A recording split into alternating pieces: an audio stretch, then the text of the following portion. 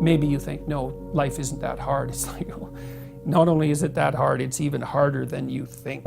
So you're going to be tested, that's for sure. And if you have a sustaining meaning, then well, Nietzsche said himself, he who has a why can bear any how. Why would you look in the darkest places? Because in the darkest places you could find what still shines. And if it can shine in the darkest places, then you know it's a real light. And so you look at the things you don't want to look at. You have to look at the things you don't want to look at. Well, why do meaningful things? Well, first of all, what is meaning? But then why do meaningful things? And the answer is, well, because life is suffering and malevolence. It's ineradicable at its core. It's like, that will take you out. Make no mistake about it. You need you need to be armed with virtue in order for that not to turn into hell. Really, you really need that. And it isn't just your hell, that's bad enough. And that can be really bad, especially when you're contributing to it, right? Because then not only are you suffering, but you know you're the agent that's producing the suffering. And then maybe that's not just for you, it's like you're taking out your family. If you're really good at it, you're taking out large swaths of your community. That's hell. It's like, and that's real. And no one with any sense and any experience has any doubt that that's real. And then they all can easily think of how, even though it's already bad, you could make it way worse. Everyone knows that. So what's the bulwark against that? Nobility of purpose. That's it. You have that, then you can, then you have something to set against the suffering and the malevolence. And you need, it isn't optional. That's not optional. You cannot live without it. Not meaning without is not optional, right? Well, that's why it's such a deep instinct. Right. It's an instinct, meaning. It's the instinct of life. My life is meaningless. It's the spirit has gone out of you.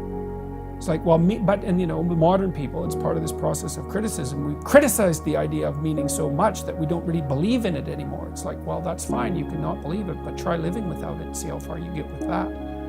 You need a reason to get out of bed on a terrible day. Okay, what's that reason going to be? Well, let's think it through. You know people who can get out of bed on a terrible day. Do you admire them? Yes. What are those people like? Are they taking responsibility for themselves? Definitely. Do they have excess capacity, so they're taking responsibility for other people? Yeah. Are they doing difficult things? Yes, obviously. The more you respect them, the more you also see that they're doing difficult things and doing them well. So what does that mean? Do some difficult things. Do them well. So pick up your goddamn burden and walk up the hill. So, yep, I get it. And people do get it. And it's not surprising, because that's the alternative to hell. Accept the burdensome condition of suffering voluntarily, and you transcend it. You've got a problem with the world? Hey man, no wonder you have a problem with the world. Like, the world is a pretty rough place, and it could use some work. It's like, have you done all your work? If the answer to that is no, then I would say, put in order what you can put in order. It's like, well, you have a problem. Okay, what's the problem? What are its constituent elements? What are the smallest implementable steps that we could take to start to address the problem? Implement the best plan that you have at hand. That's it. You'll learn.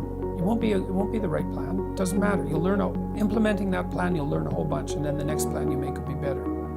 Implement the best plan you have at hand. Don't remain in stasis. You get old way, way faster than you think. Time ticks away, man. Get at it. Get out there in the world. Have your adventure. Get the hell out there. Do something. Fail. Fail while you're trying. Then you'll learn why you failed. Then you won't have to fail again. It's like, aim at something and progress towards it. Then, be willing to change your aim, because what the hell do you know? But aim at something, and then at least you're oriented. And you have to aim at something that you believe would be worth trying. So yeah, get at it, man. Don't waste time.